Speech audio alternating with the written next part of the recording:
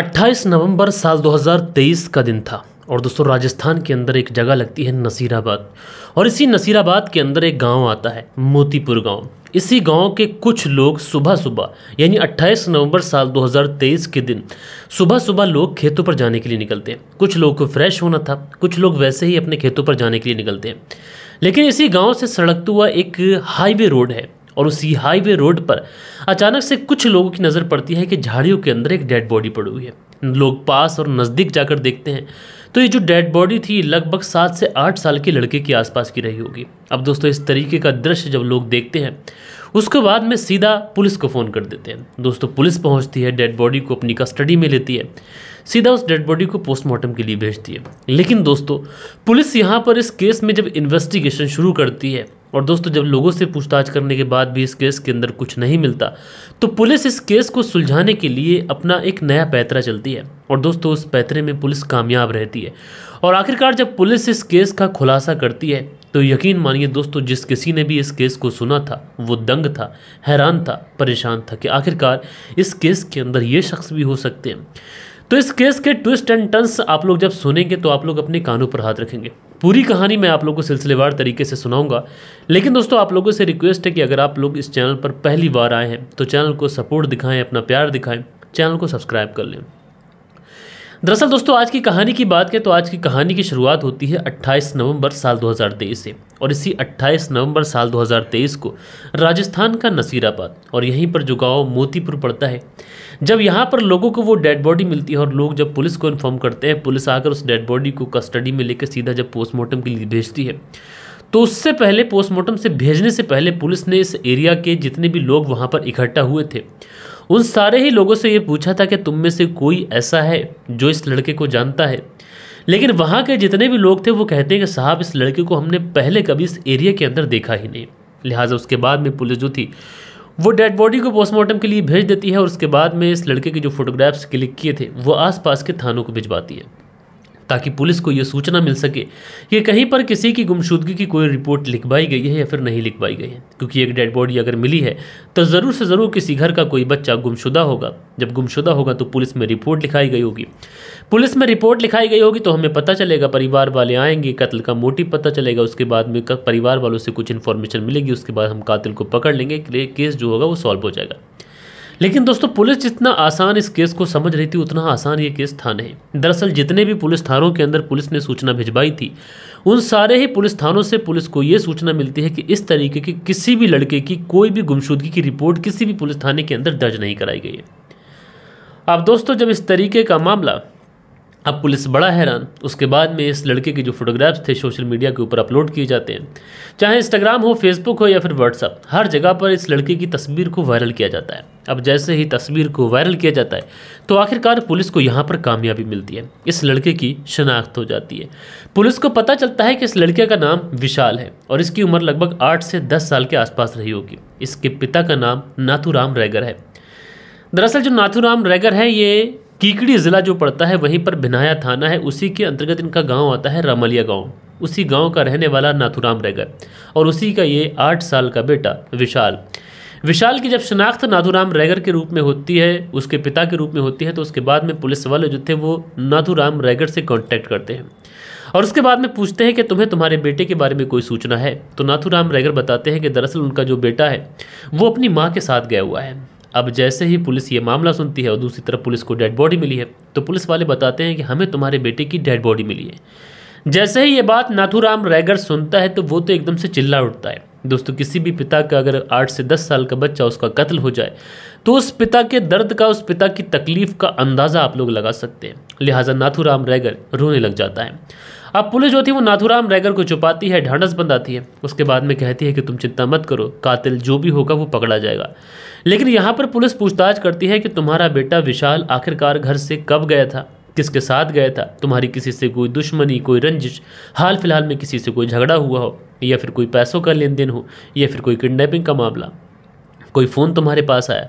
तो नाथूराम रैगर कहते हैं कि साहब हम तो बहुत गरीब लोग हैं और ना हमारा कभी किसी से कोई झगड़ा हुआ है, ना किसी से कोई लड़ाई है, ना कोई किडनैपिंग का मामला है। दरअसल जो मेरा बेटा विशाल था वो तो अपनी माँ संगीता के साथ में गया हुआ था अब जैसे ही पुलिस को ये सूचना मिलती है कि विशाल संगीता के साथ में गया हुआ था, तो उसके बाद में पुलिस जो थी वो संगीता के बारे में पता करना चाहती है। अब संगीता के बारे में जब पता किया जाता है तो दोस्तों संगीता उस एरिया में कहीं पर भी मौजूद नहीं होती है। अब उसके जितने भी रिश्तेदार होते हैं सारे रिश्तेदारों से कांटेक्ट कर लिया जाता है, जितने भी मिलने वाले थे उन सबसे कांटेक्ट कर लिया जाता है, लेकिन संगीता के बारे में कहीं से कोई जानकारी नहीं मिलती है। अब दोस्तों पुलिस जो थी वो इस पूरे एरिया के अंदर अपने मुखबिर एक्टिव करती है ताकि पुलिस को ये पता चल सके कि आखिरकार संगीता कहाँ है, क्योंकि पुलिस को शुरुआत में ये भी लग रहा था कि हो सकता है किसी अपहरणकर्ता ने, किसी गुंडे मवाली ने संगीता का अपहरण कर लिया हो और लड़के का मर्डर कर दिया हो। इस एंगल पर भी छानबीन करनी थी तमाम थानों पर, कहीं पर कोई लड़की की या फिर किसी महिला की डेड बॉडी अगर मिली है तो उसके बारे में कोई सूचना।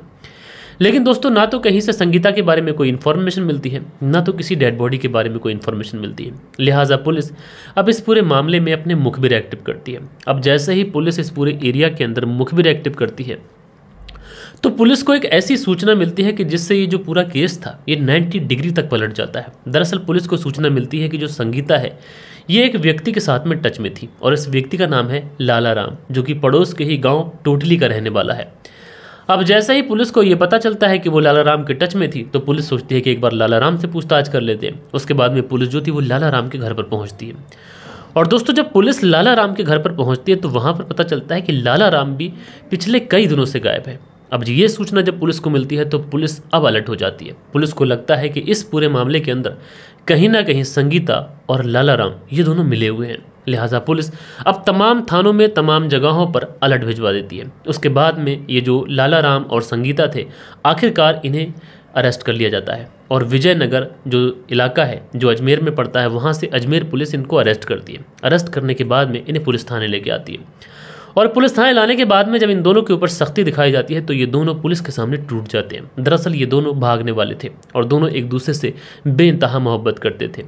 लेकिन उसके बाद में पुलिस ये पूछती है कि अच्छा ये बताइए कि तुमने 8 से 9 साल का बच्चा विशाल उसका कत्ल क्यों किया, आखिरकार उसने तुम्हारा क्या बिगाड़ा था। तो जो संगीता है ये बताती है कि उसकी शादी जब नाथूराम रैगर के साथ में हुई तो वो अपने पति के साथ में एक बेहतरीन ज़िंदगी बिता रही थी, किसी भी चीज़ की कोई कमी नहीं थी। पति मेहनत मजदूरी करते थे लेकिन उसके बावजूद भी वो अपनी पत्नी संगीता का ख्याल रखा करते थे। धीरे धीरे वक्त गुजरा, इनकी ज़िंदगी में विशाल आ गया। अब जब घर में विशाल की पैदाइश होती है तो इस पूरे परिवार में खुशियाँ हो जाती हैं। विशाल धीरे धीरे बड़ा होने लगता है। अब जब विशाल बड़ा होता है तो घर के खर्चे बढ़ते हैं। अब जो नाथूराम रैगर था ये दिन दुगनी और रात चौगनी मेहनत करता है ताकि ये अपने परिवार का गुजारा कर सके। लेकिन दोस्तों जब नाथूराम मेहनत करता है, मेहनत मजदूरी के लिए कभी कभार बाहर भी जाता है, तो इसी बीच में जो संगीता रैगर थी ये अकेले रहा करती थी। इसे कहीं ना कहीं अपने पति की कमी महसूस होती है और इसी बीच में इसका जो संबंध होता है वो लाला राम के साथ में हो जाता है, जो कि पड़ोस के ही गाँव का रहने वाला था। अब लाला राम के साथ में जब अनैतिक रिश्ते बनते हैं तो आए दिन जब पति घर से बाहर जाता तो लाला राम घर पे आता और इसी संगीता के साथ में अनैतिक संबंध बनाता। ये सारी चीज़ें चलती रहती हैं, लेकिन जो विशाल था ये अक्सर घर पे ही रहा करता था। अब 8 से 9 साल का बच्चा इतना तो समझता है कि आखिरकार क्या सही है और क्या गलत है। वो एक दिन अपनी माँ और इस लाला राम को अनैतिक रिश्ते बनाते हुए देख लेता है। उसके बाद में वो अपनी माँ से इस बात का विरोध भी करता है। वो कहता है कि माँ तुम जो कर रही हो वो ठीक नहीं है, मैं इस बारे में पिता को बताऊँगा। अब जैसे ही संगीता से वो ये बात कहता है तो संगीता किसी तरीके से उसको अपने पोटले में ले लेती है, उसको समझाती है, उसको लालच देती है, पैसे देती है।